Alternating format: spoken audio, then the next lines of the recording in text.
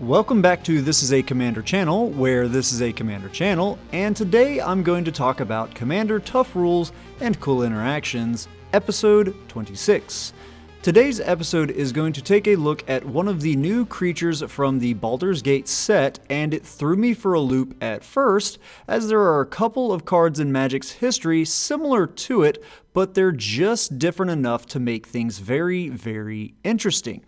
The new card is Gnoll War Band, and the part of it that we're going to focus on today is the text.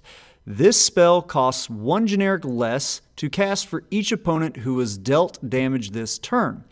This is a cool ability that in a 4-player game means you could cast this 5/5 Myriad creature for just 3 mana, which is actually quite a powerful effect for an uncommon. So now let's take a look at some of the similar cards in Magic to this one. Chandra's Incinerator is a creature that says, this spell costs X generic less to cast, where X is the total amount of non-combat damage dealt to your opponents this turn. The next card to check out is Neheb the Eternal, which says, at the beginning of your post-combat main phase, add red for each 1 life your opponents have lost this turn. Now for each of these cards, they have something that cares about the damage or life loss that happened to opponents earlier in the turn. And there's an interesting thing about damage and life loss. They can often lead to a player dying.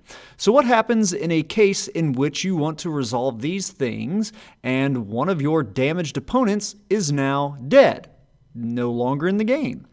Luckily for us, there is a specific rule in the comprehensive rules to help us figure this out.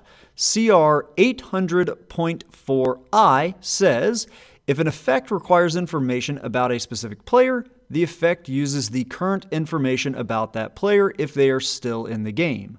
Otherwise, the effect uses the last known information about that player before they left the game. If an effect requires information from the game about actions players have taken, the effect can find actions that were taken by a player who has left the game. So if you pre-combat main phase cast a Rolling Earthquake for X equal to 3, and you happen to kill 1 or even 2 of your 3 opponents, then your Chandra's Incinerator will still cost 9 generic less to cast. And then in your post-combat main phase, your Neheb will still generate 9 red mana, assuming no other damage or life loss happened to your opponents that turn up to that point. Also, bonus rules trick, if you take any extra combat steps that also add additional main phases, like with Aggravated Assault, then Comprehensive Rules 505.1a makes it so that all of those extra main phases are post-combat main phases, and each one of them will re-trigger your Neheb. Okay, enough of that. But now back to Gnoll War Band, and let's read through it again. This spell costs 1 generic less to cast for each opponent who was dealt damage this turn. Now, it may surprise some of you that when I tell you if you were to cast that same Rolling Earthquake and you killed an opponent, it will actually only be reduced by 2 generic mana.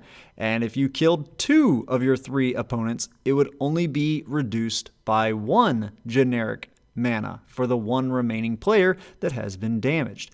I know this doesn't seem like it should work out like that, having seen the results with Chandra's Incinerator and Neheb the Eternal, but that's why I'm making this video.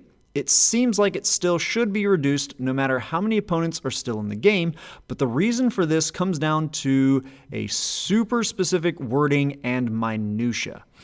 In the most simple way that I can think to explain it, the Null specifically cares about the amount of players, whereas the Neheb and the Incinerator only care about the amount of damage. Once a player has been eliminated from the game can still see the damage that was dealt this turn, and it can still see the amount of life that was lost this turn from eliminated players. It just cannot see the players themselves. I really do hope that this all made sense. This is a very deep cut type of ruling, and it isn't very intuitive and clear in their differentiation, but technically they are different.